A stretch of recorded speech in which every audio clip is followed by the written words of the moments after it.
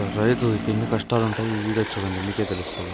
ఆవులు మేత కోసం మొక్కజొన్నలు వెళ్తే వాటిని పందులు వచ్చి మొత్తం నాశనం చేస్తాయండి. వాటి రాకుండా మంట పెట్టాను.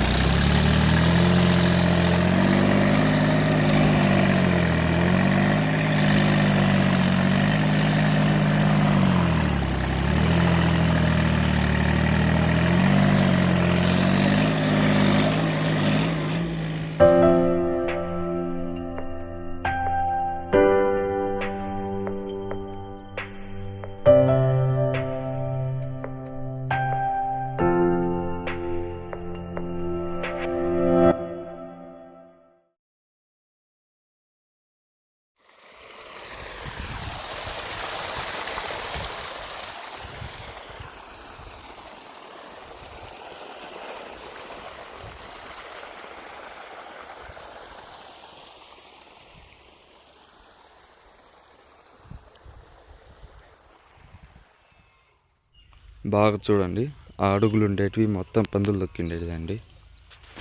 ఆ విధంగా పంటని పందులు నాశనం చేస్తూ ఉంటే కనీసం మొక్కజొన్న కర్రలు అండి, ఇవి మొక్కజొన్న గింజలు చల్లిండేది ఆవుల కోసము. ఆవులను ఏ విధంగా మేపేది, డైరీ ఫామ్లు కనుక పెట్టుకున్న వాళ్ళ పరిస్థితి ఏంటి? పల్లెల్లో పల్లెటూరులో చాలా అంటే చాలా దారుణంగా ఉన్నాయండి పందులు ఇప్పుడు.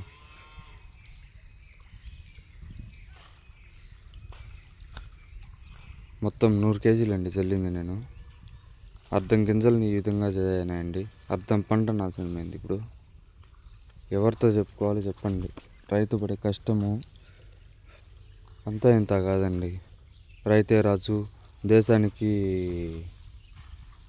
రైతు చాలా ముఖ్యము, అది ఇది అని చెప్తారు. కానీ అది ఖాళీ స్టేటస్లు కొటేషన్లు వేసుకోవడానికి మాత్రం సరిపోతుందండి.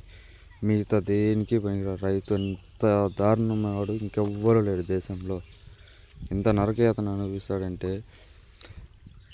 మరి ఈ విధంగా చేసిన మళ్ళీ ఇంకా మొక్కజొన్నలే చల్లుతామండి. అదే సాఫ్ట్వేర్ ఎవరన్నా అయితే ఒక బిజినెస్ పోతే ఇంకొక బిజినెస్ చూసుకుంటారు. కానీ రైతు అది కాదండి. మొక్కజొన్నలు చల్లుతాడు, మళ్ళీ ఏదైనా పంట నాశనం చేస్తే మళ్ళీ పంట చేస్తారు లాస్ వస్తే కూడా. మళ్ళీ ఈరోజు నైట్ ఎక్కడ వస్తాయి అనేసి భయానికి మొత్తము అగ్గి వేస్తామండి. అక్కడ వచ్చి పెద్ద తుండు ఒకటేసేసి అగ్గి పెట్టాము. మళ్ళీ ఇంకా అగ్గన్నా ఉంటే రాకుండా ఉంటాయి అనేసి చూద్దాం ఏమవుతుందో తెల్లారితో వెళ్ళి చూసి.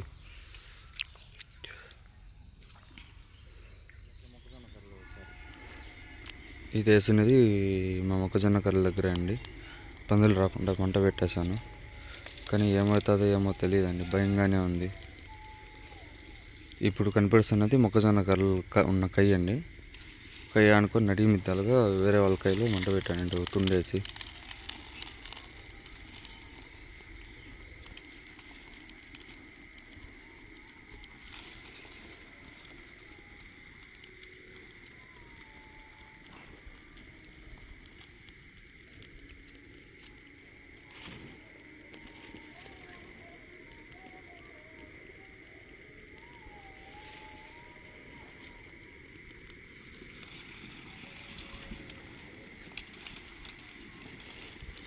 పక్కన ఎక్కువ